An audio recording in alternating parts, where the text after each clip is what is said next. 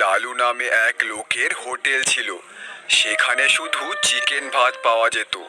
গ্রামে এই একটাই নন ভেজের হোটেল ছিল। সেই কারণে লালু তার মন মর্জি দামে চিকেন ভাত বিক্রি করত। দাদা, তাড়াতাড়ি আমায় এক প্লেট চিকেন ভাত দেবেন তো। দিচ্ছি, কিন্তু গরম গরম চিকেন ভাত এক প্লেট 150 টাকা। কি বলেন লালুদা? গতকালই তো 100 টাকায় খেলাম। গতকাল ছিল গতকাল, আজ বাজারে মুরগির দাম বেড়েছে, মশলার দাম বেড়েছে, তাই আমারও মেজাজ বেড়েছে। কিন্তু এত বেশি দাম নিলে গরিব মানুষ খাবে কি করে? গরিব মানুষ চিকেন খেতে আসে কেন? আলু ভর্তা খা গিয়ে। দোকানের কর্মচারী হেসে ওঠে। এইভাবে এইভাবে মানুষের কষ্টের সুযোগ নেওয়া ঠিক না বাবা। ওহে বুড়ো, বেশি জ্ঞান দিও না। এই বাজারে আমার বিরুদ্ধে কথা বলার সাহস কারো নেই। ঠিক তখনই হাতে কোদাল নিয়ে সুরেশ হোটেলের সামনে দিয়ে যাচ্ছিল। লালুদা, একটু কম দাম নিলেই তো মানুষ খুশি হয়। ওই যে এসেছে গ্রামের মহান সাধু। কিরে সুরেশ, তুই জমিতে চাষবাস করিস আর তুই আমাকে ব্যবসা শেখাবি? আমি শুধু বললাম, মানুষের সাথে ভালো ব্যবহার করলে সম্মান পাওয়া যায়। সম্মান দিয়ে ভাত রান্না হয় না, টাকা লাগে, টাকা। আর শোন, এই বাজারে আমার কথাই শেষ কথা। এইদিকে এক যুবক সেই বাজারে আসে। ছেলেটা এই গ্রামে নতুন ছিল। বাজারটা তো বেশ জমজমাট, কিন্তু লোকটার অহংকার আকাশ ছুঁয়েছে মনে হচ্ছে। সে দোকানের সামনে গিয়ে দাঁড়ায়। এক প্লেট চিকেন ভাত দিন তো। 150 টাকা আগে দেন। খাবার খেয়ে টাকা পরে দিলে সমস্যা? এখানে লালুর নিয়ম চলে, আগে টাকা পরে খাবার। বিজয় পকেট থেকে টাকা বের করে দেয়। ঠিক আছে, তবে একটা কথা বলি, যে ব্যবসা শুধু ভয় দেখিয়ে চলে সেটা বেশি দিন টেকে না। চারপাশের মানুষ অবাক হয়ে তাকায়। তুমি নতুন এসেছো তাই বেশি কথা বলছো। এই বাজারে আমার সাথে লাগতে এলে মানুষ টিকতে পারে না। দেখা যাবে। লালু রাগে ফুঁসতে থাকে। লোভ আর অহংকারে অন্ধ হয়ে গিয়েছে লালু। কিন্তু সে জানতো না এই বাজারেই এমন একজনের আগমন হয়েছে যে তার অন্যায়ের সাম্রাজ্য কাঁপিয়ে দেবে। হে ভগবান, আমি কোথায় যাই, কি করি? আমার কাছে যা টাকা ছিল সব শেষ হয়ে গেছে। এখন 1 টাকাও নেই আমার কাছে। আর তার ওপর আমার খুব খিদে পাচ্ছে। 2 দিন হলো কিছু খাইনি। আমি কি করে জানবো যে আমায় একদিন এই দিনও দেখতে হবে? বিজয় হাঁটতে হাঁটতে গ্রামের ক্ষেতের পাশ দিয়ে যাচ্ছিল। পাশে জমিতে একটা ছেলে কাজ করছিল। দাদা, বলছি, আপনি আমায় কিছু খেতে দিতে পারেন? 2 দিন কিছু খাইনি, খুব খিদে পেয়েছে। আরে ভাই, তোমারে দেখে মনে হচ্ছে তুমি খুব ক্লান্ত। আসো আসো, পাশের গাছের নিচে বসি। তারপর দুজন পাশে গাছের নিচে বসে। কাজ করছিল যে সে ছিল সুরেশ। সুরেশ সরল মনের মানুষ ছিল। দেখো ভাই, আমার কাছে সাইডে রুটি আছে, আর সাথে মা লঙ্কার চাটনি দিয়েছে। তোমার যদি সমস্যা না থাকে আমরা দুইজন এটা ভাগ করে খাইতে পারি। বিজয় খাবার দেখে খুশি হয়ে যায়। আরে দাদা, যাই হোক, আমার খুব খিদে পেয়েছে, দাও তাড়াতাড়ি আমায়। তারপর দুজন রুটি আর লঙ্কার চাটনি খেতে শুরু করে। ওরা দুজনেই খুব ক্ষুধার্ত ছিল, তাই খুব তাড়াতাড়ি রুটিগুলো শেষ করে ফেলে। তুমি তো এই গ্রামের না, কোথা থেকে আইছো? আর তোমার নাম কি? বিজয় নাম আমার। আর সোজা বলে, এখন তো আমার কাছে না থাকার জায়গা আছে না খাবার জায়গা আছে। যদি তুমি তোমার সাথে থাকতে দাও তাহলে অনেক সাহায্য হয়। আমি তো একজন গরিব কৃষক। তোমার সমস্যা না থাকলে তুমি আমার ছোট্ট ঘরে থাকতে পারো, কিন্তু হ্যাঁ, খাবারের জন্য তোমার এই কিছু করতে হবে। দুজনে এই সব কথা বলে সুরেশের বাড়ি চলে যায়। সুরেশ তার মায়ের সাথে থাকতো। সুরেশদেরকে দেখে সুরেশের মা বলে, তোমার সাথে এটা কে? কোথা থেকে নিয়ে আসলে একে? মা, ও বিজয়, ও খুব ক্ষুধার্ত ছিল। আমার টিফিনটা আমি আর ও ভাগ করে খাইছি।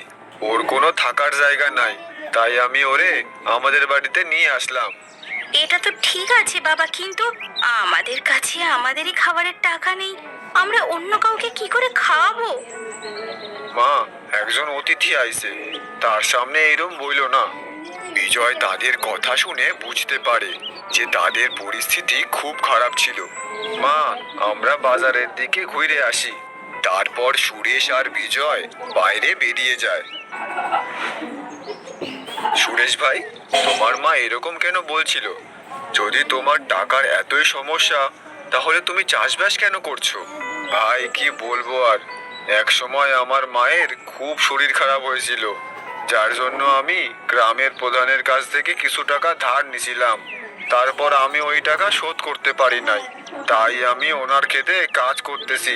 যা ধার ছিল সব কাজ কইরে শোধ করব। সুরেশের কথা শুনে বিজয় সবকিছু বুঝে যায়। আরে তাহলে তুমি কিছু ব্যবসা করো না কেন? এত লোক ছোট ছোট ব্যবসা করছে, তোমার চাষবাস থেকে ভালো কামাই হবে ব্যবসাতে।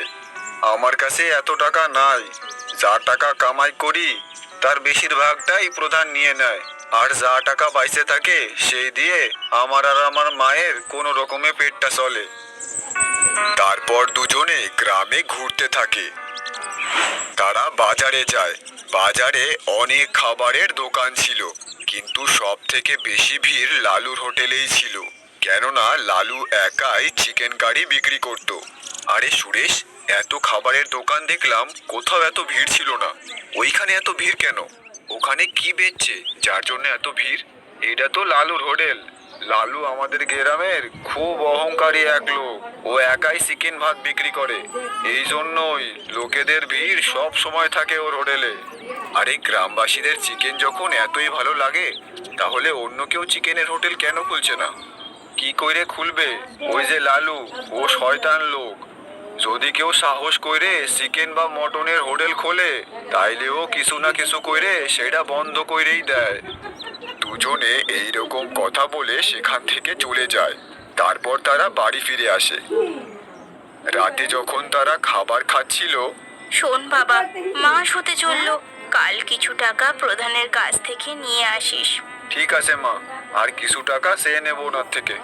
সুরেশ, তোমার যদি কোনো অসুবিধে না থাকে, আমি কি কালকে তোমার সাথে প্রধানের বাড়ি যেতে পারি? ঠিক আছে ভাই, কাল তুমি আমার সাথে প্রধানের বাড়ি যেও। তারপর সুরেশ আর বিজয় শুয়ে পড়ে।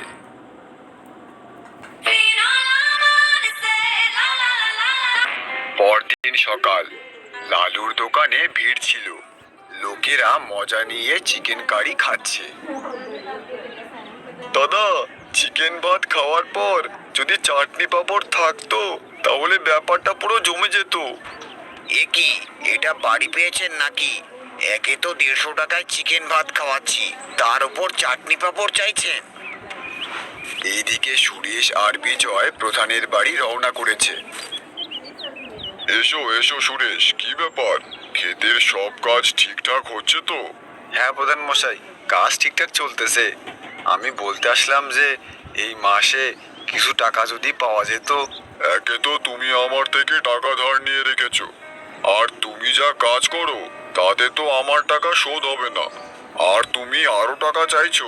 প্রধান মশাই, আমি তো আপনার এখানেই কাজ করি, আপনি যা টাকা দেন ওই টাকাই। আমি এর থেকে বেশি টাকা আর কোথায় পাবো যে আপনার টাকা শোধ করব? যত টাকা তুমি কাজ করে কমিয়েছিলে, সুদের ওপর সুদ লেগে আবার সেই টাকা বেড়ে গেছে। আমার মনে হয় না তুমি কখনো তোমার টাকা শোধ করতে পারবে। পরিষ্কার বলছি, শোনো সুরেশ, যদি তুমি 1 মাসের মধ্যে ধারের সব টাকা শোধ না করো, তাহলে আমি তোমার বাড়ি জমি সব নিয়ে নেব।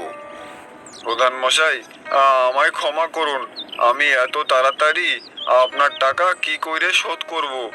আমারে আর একটু সময় দিন। অনেক সময় তোমায় দিয়েছি, আর না, 1 মাস আছে, তুমি যা করার করতে পারো, কিন্তু আমার 1 মাসের মধ্যে 30,000 টাকা লাগবেই। তারপর সুরেশ সেখান থেকে উদাস হয়ে চলে আসে। ভাই, তুমি ভেঙে পড়ো না, সব ঠিক হয়ে যাবে। কি করে ঠিক হবে ভাই? আমি এত টাকা কোথা থেকে আনবো? আমার তো চাষ করেই সময় চলে যায়। চাষ করে তুমি এত টাকা কামাতে পারবে না, আমাদের অন্য কিছু করতে হবে। দেখো, আমার কাছে একটা বুদ্ধি আছে। আমি যবে থেকে এই গ্রামে এসেছি তবে থেকে দেখছি তোমার এই গ্রামে চিকেন ভাতের হোটেলে খুব ভিড় থাকে। যদি আমরা কিছু কইরেও চিকেন ভাতের দোকান দিই, তাই হইলে ওই লালু বন্ধ করে দেবে। আরে, আমরা কপি করব তবে না বন্ধ করবে? আর ও তো অনেক বেশি দামে বিক্রি করে ওর চিকেন ভাত। লোকেরা খেতে পারছে না, তাই অনেকে না খেতে পেরে চলে যাচ্ছে। আর গ্রামে চিকেন কারির একটাই দোকান। কিন্তু তোমার মাথায় কি চলতেছে সেটা তাড়াতাড়ি বলো। চিকেন পরোটা, আমরা চিকেন পরোটার দোকান দেব। বাহ, এইটা তো বেশ ভালো বুদ্ধি।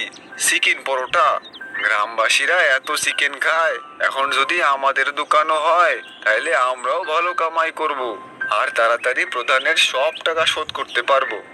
তাহলে এটাই পাক্কা হয়ে গেল, কাল থেকেই আমরা চিকেন পরোটা বিক্রি করব। আমাদের ঠেলা এই গ্রামের সব থেকে স্পেশাল ঠেলা হবে। কিন্তু ভাই, আমাদের কাছে এত টাকা কোথা থেকে আসবে? ঠেলা কিনতে হবে, রান্নার সব জিনিসপত্র কিনতে হবে, সেগুলো কোথা থেকে আসবে? চিন্তা করো না, আমার কাছে একটা সোনার আংটি আছে, এটা বেচে দিলেই সব জিনিস হয়ে যাবে। তারপর বিজয় তার সোনার আংটি বের করে সুরেশকে দেখায়। আরে, তোমার কাছে সোনার আংটি কোত্থেকে আসলো? দেখো ভাই, তুমি চিন্তা করো না, এটা আমারই। চলো, এটা বিক্রি করে তারপর দোকানের সব জিনিস কিনে কাজ শুরু করি। দুই বন্ধুর চোখে এখন একটাই স্বপ্ন, তাদের ঠেলা আর প্রধানের সব টাকা শোধ করা। পরদিন সকালেই দুজনে মিলে চিকেন বানাতে শুরু করে। কিছুক্ষণেই তারা চিকেন রান্না করে ফেলে। তারপর তারা ঠেলা সাজিয়ে বাজারে ঠেলা নিয়ে চলে আসে। আসুন আসুন দাদা দিদি, আর খেয়ে যান গরম গরম চিকেন পরোটা। বিজয়ের ডাক আর চিকেনের কথা শুনে কিছু গ্রামবাসী সেখানে আসে। কি বলছো, চিকেনের সাথে পরোটা? বাহ! আরে, গ্রামে তো একটাই চিকেন ভাতের হোটেল আছে, ও অনেক বেশি দাম নেয়। তোমরা বলো কত টাকা বেচছো এক প্লেট? দাদা, এক প্লেট 50 টাকা। আরে বাহ, 50 টাকা? তাহলে দাও আমাদের এক প্লেট করে। সুরেশ তাড়াতাড়ি প্লেট সাজিয়ে তাদের দিয়ে দেয়। লোকগুলো খেতে শুরু করে। আরে বাহ ভাই, চিকেনের তো খুব স্বাদ হয়েছে, পরোটা দিয়ে খেতে খুব ভালো লাগছে। সত্যি ভাই, খুব ভালো বানিয়েছো। তাদের কথা শুনে আশেপাশের লোকেরাও আসে। কিছুক্ষণেই তাদের ঠেলায় ভিড় লেগে যায়। দাদা, আমাকে 2 প্লেট দাও। সন্ধ্যা পর্যন্ত ঠেলা পুরো খালি হয়ে যায়। ভাবলাম আমি একটু খাবো, কিন্তু সবই তো শেষ হয়ে গেছে। আজ কামাই তো হলোই, কাল সকালে তুমি সবার আগে খেও, তারপর বেচবো। পরদিন সকালে বাজারে হইচই লেগেছিল, কিন্তু সব থেকে বেশি ভিড় সুরেশ আর বিজয়ের ঠেলার সামনে ছিল। সেখানে লোকেরা চিকেন পরোটার স্বাদ নিচ্ছিল, আর এই দেখে সামনে লালুর সহ্য হচ্ছিল না। কত ভালো আমার হোটেলটা চলছিল, ওরা আমার হোটেল চালাতে দেবে না, ওরা চিকেন পরোটার দোকান দিয়েছে। লালু রেগে সুরেশের ঠেলার দিকে যায়। কি জাদু করেছিস সেই চিকেন পরোটায়, যে লোকেরা এত ভিড় লাগিয়ে খাচ্ছে? আমার চিকেন ভাত বাসি হয়ে গেল নাকি? ভালো আর পরিষ্কার বানানো খাবারেই আসল স্বাদ হয় লালুদা। আমাদের চিকেন পরোটায় কোনো জাদু নেই, তোমার চিকেন ভাতের থেকে 2 গুণ কম দামে বিক্রি করছি, মাত্র 50 টাকা। এই জন্যই লোক আসছে। তুমি লোভ কম করে তোমার চিকেন ভাতের দাম কমিয়ে দাও, দেখো লোকেরা আসবে। ওই, তুই খুব কথা বলছিস সুরেশ, ওই নতুন ছেলেটাকে বুঝিয়ে দে আমি কে। আর হ্যাঁ, খুব তাড়াতাড়ি তোদের এই ঠেলা এখান থেকে উঠাচ্ছি আমি। সৎভাবে কিছু না করো, কিন্তু অন্তত কারো ক্ষতি তো করো না। লালু রেগে নিজের দোকানে চলে যায়। দেখ ভাই, আমি বলছিলাম না, এই লালুদা আমাদের দোকান চালাইতেই দেবে না। ও খুব লোভী লোক, নিজের দোকান ছাড়া আর কাউরে চালাইতে দেয় না। আরে ভাই, তুই চিন্তা করিস না, আমি আছি তো। 2-3 দিনেই অনেক টাকা জমা হয়ে গেছে। আমরা প্রধানের ধারের টাকা সব শোধ করে দেব, তারপর দেখব ওই লালু কি করে। এখন থেকে রোজ সুরেশের ঠেলায় বড় লাইন লাগতো। তার দোকানের চিকেন পরোটার নাম দিন দিন ছড়িয়েই যাচ্ছিল। আর সকাল থেকে সন্ধে হতেই ওদের পরোটা বিক্রি হয়েই যেত। বাহ ভাই বাহ, যে তোমার চিকেন পরোটা একবার খাবে দ্বিতীয়বার না এসে থাকতে পারবে না। তোমাদের চিকেন পরোটায় এত স্বাদ কি করে? কি দাও এতে? আমার ছেলে তো খুব বায়না করছে খাবার জন্য। হ্যাঁ দিই তো, আমাদের বন্ধুত্বের ভালোবাসা দিই এতে। দাদা, আপনার ছেলের জন্য এক প্লেট চিকেন পরোটা আমাদের তরফ থেকে একদম ফ্রি। আপনারা খুব ভালো, আপনাদের অনেক ধন্যবাদ দাদা। তারপর সুরেশ ওই লোকটাকে চিকেন পরোটার প্যাকেট করে দিয়ে দেয়। এভাবেই কিছুদিন পর ওদের ভালো টাকা জমা হয়েছিল। শোন ভাই, টাকা ভালো জমেছে। এখন আমরা গিয়ে প্রধানের সব টাকা শোধ করে দেব। ঠিক বলছিস, চল যাই, প্রধানের সব টাকা দিয়ে দেব। অনেক কথা বলছিল আমারে, আমি এত তাড়াতাড়ি ওনারে টাকা দিয়ে দেব, উনি তো অবাক হয়ে যাবে। তারপর দুজনে বেরিয়ে পড়ে প্রধানের বাড়ির উদ্দেশ্যে।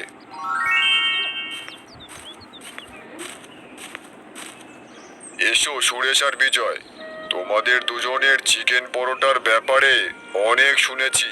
পুরো গ্রামে খুব চর্চা হচ্ছে। হ্যাঁ প্রধান মশাই, এই জন্যই তো আপনার পুরো টাকা শোধ করতে আইছি। এই নেন আপনার পুরো সুদের সাথে 30,000 টাকা। আমরা দুইজনে দিন রাত কাজ কইরে এই টাকা কামাইছি। এত তাড়া কিসের ছিল? কদিন পরেই দিতে। আর চিকেন পরোটায় এত লাভ হচ্ছে। ওনার কথা শুনে বিজয় মনে মনে ভাবে, টাকা দেখে সব লোকেরই মন বদলে যায়। ওই দিন কত রেগে কথা বলছিল উনি। বিজয় আর সুরেশ আজ খুব খুশি ছিল, কেননা ওরা তাদের পরিশ্রমে প্রধানের সব টাকা আজ শোধ করে দিয়েছিল। দুজনে কথা বলতে বলতে তাদের বাড়ির দিকে যাচ্ছিল। তখনই রাস্তার পাশের মিষ্টির দোকান থেকে মনোজ নামে এক ময়রা কাকা তাদের ডাকে। বলো বাবা সুরেশ, তোমার ঠেলায় ভালো বিক্রি বাট্টা হচ্ছে তো? হ্যাঁ কাকা, আপনাদের আশীর্বাদে ভালোই চলতেছে। কিন্তু মনে রেখো বাবা, সব সাফল্যের পেছনে খারাপ নজরও লেগে থাকে। কাকা, আপনি কি বলতে চান? বাবা, আমি এক সময় বিরিয়ানির দোকান খুলেছিলাম, কিন্তু ওই লালু মিথ্যে বদনামি দিয়ে আমার দোকান বন্ধ করে দিল। এই জন্য বলছি একটু সাবধানে, নিজের খেয়াল রেখো। তারপর দুজনেই বাড়ি চলে যায়। দেখো চোখে চোখে সর্ষে ফুল, করুক মাথা ঝিম ঝিম। আর সেদিন রাতেই লালু বুদ্ধি আটছিল। এই বটু শোন, সব সময় নেশায় থাকিস। আজকে আমি তোকে একটা কাজ বলছি, কাজটা ভালো করে করতে হবে কিন্তু, বুঝেছিস? আরে মাতাল, ভালো করে শোন। ওই যে সুরেশ আছে না, ওর ঠেলা ওখান থেকে গায়েব করে দে, বুঝলি? তারপর তুই যা চাবি তাই দেব। আরে চিন্তা করো না কালুদা, এমন জায়গায় সরিয়ে দেব যে কেউ খুঁজেই পাবে না। আপনি শুধু একটা বোতল রেডি রাখবেন। তারপর বটু ওখান থেকে টলতে টলতে বেরিয়ে পড়ে। আজকে তো বোতলের জোগাড় হয়ে গেল। এই তো, এই তো ঠেলাটা। সেখানে গিয়ে বটু ঠেলা ধাক্কা দিতে শুরু করে। ঠেলাটা চেন দিয়ে তালা মারা ছিল, তাই ঠেলাটা সরছিল না। আজ এই ঠেলাটা এত দূরে ফেলে আসবো যে কালুদা আমায় রোজ একটা করে বোতল দেবে। পরদিন বটু লালুর দোকানের সামনে ঘুমিয়েছিল। আরে বটু, তুই রাত থেকে এখানেই আছিস নাকি? একটা কাজ বলেছি, সেটাও ঠিক করে হলো না। হ্যাঁ আরে কালুদা, কি বলছো? ওই সুরেশের ঠেলা তো অনেক দূরে রেখে এসেছি কাল রাতে। আরে মাতাল, ওই দেখ দেখ, ওটা সামনে কার ঠেলা। এদিকে সুরেশ আর বিজয়ের ঠেলায় খুব ভিড় ছিল। আরে ঠেলা এইখানে কি করে আসলো? আরে আমি সত্যি, আমি তো এইটা অনেক দূর ধাক্কা দিয়ে নিয়ে গেছিলাম। ভুলটা আমারই, যে একটা মাতালকে কাজ দিয়েছি। যা, পালা এখান থেকে।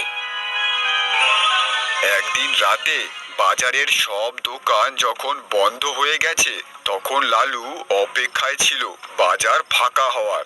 তোর চিকেন পরোটার এত নাম, আমি থাকতে সেটা কি করে থাকতে দিই? ওই নাম আমি মাটিতে মিলিয়ে ছাড়বো। লালু এই দিক ওই দিক দেখে কেউ আছে নাকি। বাজার খালি দেখে সে লুকিয়ে সুরেশের ঠেলার দিকে যায়। ওইদিকে দুই বন্ধু খুব খুশি ছিল।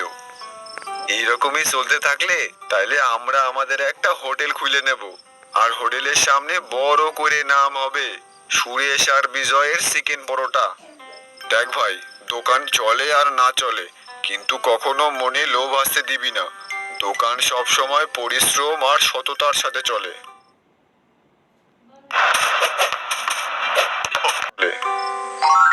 পরদিন দুজনে ঠেলা খুলেছিল, আর প্রতিদিনের মতো ঠেলায় ভিড়ও ছিল। পুলিশ আর কিছু লোক সেই ঠেলায় আসে। আমি ইন্সপেক্টর দয়া, আমার কাছে অভিযোগ আছে যে আপনি আপনার চিকেন পরোটায় কিছু মিশিয়ে গ্রাহকদের খাওয়াচ্ছেন।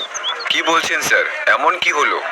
আরে ইন্সপেক্টর স্যার, আমিও শুনেছি কোনো সমস্যা আছে ওদের চিকেন পরোটায়। আরে উনি মিথ্যা বলতেছে। আমাদের দোকানের খাবারে আমরা কোনো খারাপ জিনিস মিলাই না স্যার। এইটা কেউ আমাদের ফাঁসাচ্ছে। যতক্ষণ না তল্লাশি না হয় আমরা কিছু বলতে পারবো না। আমাদের ঠেলা পুরো তল্লাশি নিতে হবে। ঠিক আছে স্যার, আপনি তল্লাশি করুন। আমরা কিছু খারাপ করি না, তাহলে ভয় কেন পাবো? হ্যাঁ ঠিক আছে, তোমরা সবাই পেছনে যাও। এইদিকে বাজারে কিছু লোক জড়ো হয়ে যায়। সবাই এই সব ঘটনা দেখছে। তখনই পুলিশ একটা প্যাকেট পায়, যাতে কিছু সন্দেহজনক পদার্থ ছিল। এটা কি?